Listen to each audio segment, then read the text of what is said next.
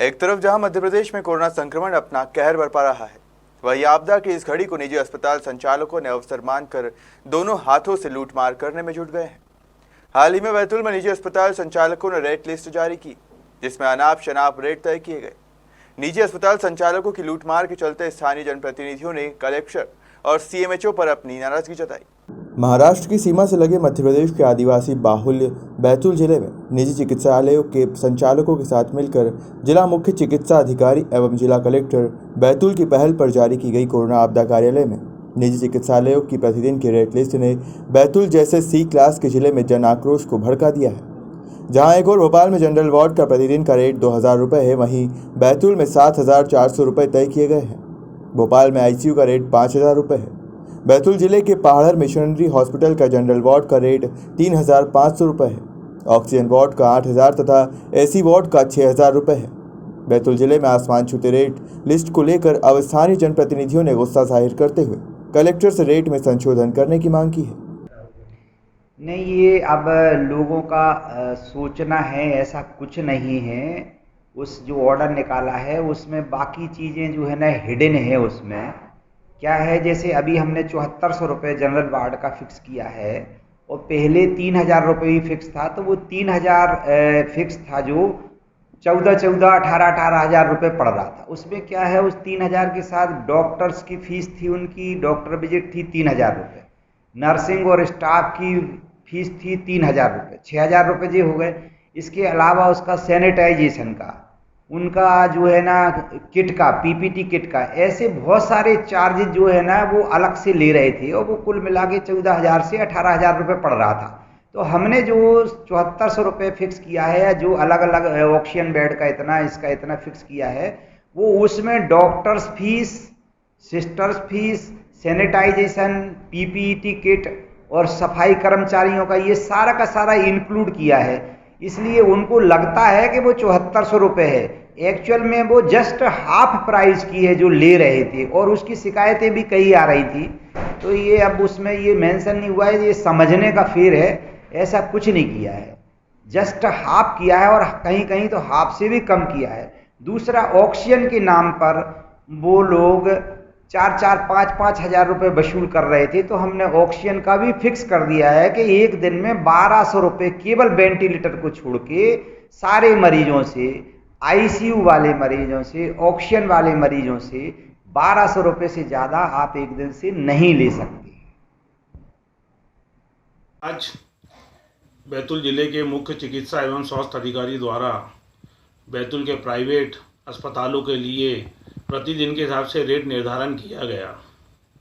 मैं स्वास्थ्य विभाग के अधिकारियों से पूछना चाहता हूं कि क्या जो रेट आपने निर्धारित किया है, ये बैतूल के 5 विधायकों के साथ बैठकर आपने तय की है? क्या बैतूल के आम जन के, व्यापारियों के, पत्रकार लोगों के, राजनीतिक लोगों की सलाह लेकर आपने ये रेट जारी करे हैं? ये अधिकारियों से पूछना चाहता हूं कि आप जानते नहीं हैं कि बैतूल के गरीब लोग, आम लोग इस समय कोरोना महामारी से जूझ रहे हैं। लोगों के पास काम नहीं है, बाजार बंद हैं, काम धंधे ठप पड़े हैं। ऐसे समय पे प्राइवेट अस्पतालों वालों के लिए खुली छूट का जो आपने मौका दिया, वो निश्चित ही उसका हम कांग्रेस विरोध करती है। और मैं माननीय कलेक्टर महोदय से विनम्र अपील करता हूँ, निवेदन करता हूँ कि आप एक बार आम जनता के लिए, गरीब भाइयों के लिए, हमारे किसान भाइयों के हित में आप विचार करें और जो रेट स्वास्थ्य अधिकारी द्वारा निर्धारित करें हैं, इस रेट को वापस लीजिए। नहीं तो प्राइवेट अस्पताल वालों, हमारे किसान भाइयों को, हमारे गरीब लोगों को काफ़ी खुली छूट उनको मिल जाएगी लूटने की। आपसे निवेदन है। 7-7 आप खुद ही बताइए कि 7000, 8000, 9000 ये कहाँ से जनता देगी? इस समय जनता कोरोना महामारी से पीड़ित है। इतने रेट अगर पर डे अस्पताल वालों को जनता देगी तो जनता तो भगवान ही मालिक है। और भारतीय जनता पार्टी के शासन में जब जनता को ऑक्सीजन नहीं मिल रहा है, जनता को रेमडेसिविर इंजेक्शन नहीं मिल रहा है, जनता वैसी पीड़ित है। मेरा हाथ जोड़ के माननीय कलेक्टर महोदय से निवेदन है कि आप ये सारे मामले को अपने संज्ञान में लें और जल्द से जल्द जनता के हित में जो ये बड़े रेट के आज घोषणा हुई है, जो पत्र जारी हुआ, ये रेट वापस लें, नहीं तो कांग्रेस पूरे जिले में विरोध करेगी। इतना ही निवेदन करना चाहता हूँ। धन्यवाद। जय। नमस्कार, मैं रामू टेकाम। आज मीडिया से मैं एक बात कहने जा रहा हूं और मैं समझता हूं कि मीडिया मेरी आवाज़ को माननीय देश के हमारे प्रधानमंत्री नरेंद्र मोदी जी और मध्य प्रदेश के मुख्यमंत्री शिवराज सिंह चौहान जी तक और प्रशासन के उन तमाम अधिकारियों तक पहुंचाएगा और मुझे विश्वास है। मैं एक बात कहना चाहता हूं, आज इस कोरोना महामारी में पूरे मध्य प्रदेश और देश में जो हाहाकार मचा हुआ है और आए दिन हमारे परिवार के, हमारे रिश्तेदार और हमारे मित्र और हमारे से जुड़ा हर एक आदमी इस कोरोना की लड़ाई लड़ रहा है और लड़ते लड़ते वो कोरोना के शिकार भी हो रहे हैं और अपनी जान भी गंवा दे रहे हैं।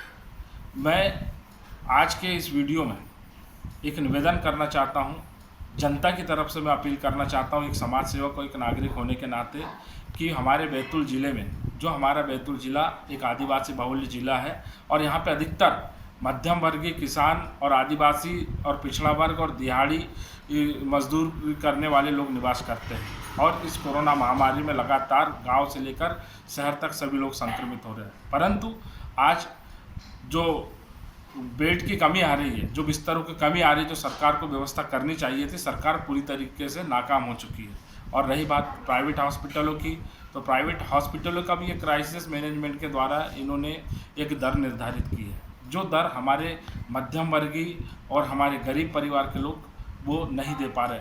और ऊपर से सबसे बड़ी बात है कि जो दवाइयाँ हैं, मैं ये चाहता हूँ, सरकार से निवेदन करता हूँ कि ये दवाइयों में भी टैक्स फ्री किया जाए और जो जितना पैसा जो आज सरकारी हॉस्पिटल में जैसा जो लगता है, उस माध्यम से जो आज प्राइवेट हॉस्पिटल में जो अधिकतर दरें जो लोगों को लग रही है, हम चाहते हैं कि सरकार इन पूरे दरों का वहन करे और जितना पैसा जो प्राइवेट हॉस्पिटल ले रही है, इनका पूरा वहन शिवराज सिंह चौहान जी और नरेंद्र मोदी जी करें, क्योंकि गरीब आदमी के बस की बात नहीं है और आम आदमी की कमर टूटते जा रही है। मैं एक समाज सेवक होने के नाते मैं सरकार से निवेदन करता हूं कि इन दरों को कम किया जाए और दवाइयों को पूरा टैक्स फ्री कर दिया जाए, ताकि हमारा आम आदमी दवाइयों को आसानी से खरीद सके। और क्या अच्छा हो सकता है, सरकारी हॉस्पिटलों के साथ साथ प्राइवेट हॉस्पिटलों में हम लोगों की जान कैसे बचा सकते हैं। सरकार को, जनप्रतिनिधियों को, शासन को, प्रशासन को, समाज सेवियों को क्या उचित करना चाहिए, हर संभव मदद करें, क्योंकि इससे बड़ा संकट कुछ नहीं हो सकता है और ये आपातकाल से भी बड़ा संकट है। आज व्यक्ति अपने जान बचाने के लिए भी दर दर भटक रहा है। तो आपसे मेरा अनुरोध है, सरकार से मेरा अनुरोध है कि सरकार दवाइयों का टैक्स फ्री करे और जितने भी हमारे प्राइवेट हॉस्पिटल्स हैं उसमें जो ये पैसा लग रहा है, उनका पूरा पैसा केंद्र सरकार और राज्य सरकार वहन करे, ताकि हमारे लोगों का अच्छे से अच्छा इलाज हो सके, क्योंकि इतने दर हमारे मध्यम वर्गीय, गरीब और मजदूर हर किसी की बस की बात नहीं जो इतना पैसा वहन करे। जय हिंद, जय भारत। भैया जी बताएं कि किस तरह से भोपाल और नागपुर के अस्पतालों में इलाज उपचार शुल्क कम है और बैतूल में ज़्यादा है? जैसे कि मेरे को जानकारी है कि भोपाल, नागपुर 2000, 3000, 4000 तक के बेड मिल जाता है वहाँ पर।